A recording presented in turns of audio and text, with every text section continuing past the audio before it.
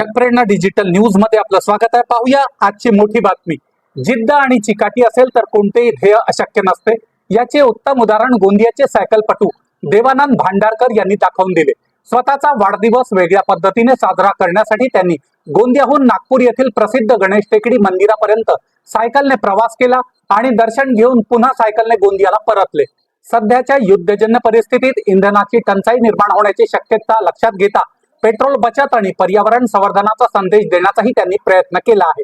तसेच सायकलिंगमुळे उत्तम आरोग्य राहते हा संदेशही त्यांनी समाजाला दिला।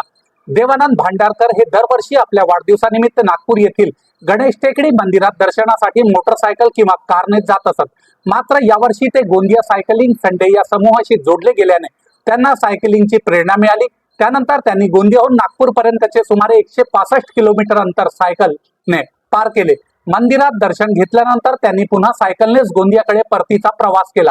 अशा प्रकारे सुमारे 330 किलोमीटरचा संपूर्ण प्रवास त्यांनी यशस्वीरित्या पूर्ण केला।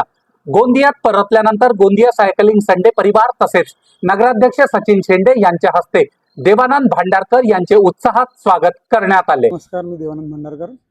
माझा वाढदिवस होता। दरवर्षी बाईकनी किंवा कारने जायचो।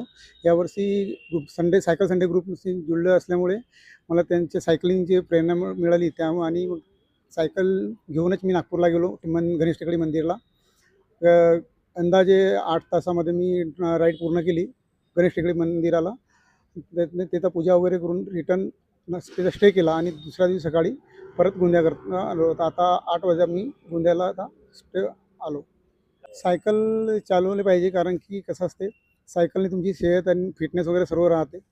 आणि आता जे काळ सुरू आहे वारच्या, त्यामुळे तुम्हाला केव्हा कशी परिस्थिती येणार ह्याची काही जाणीव नाही आहे। सायकल असली तर आपल्याला पेट्रोलची गरज नाही भासणार। कधी आपण त्या गोष्टीकरता तयार राहू, आपण आजारपणापासून आपण मोकळे राहू।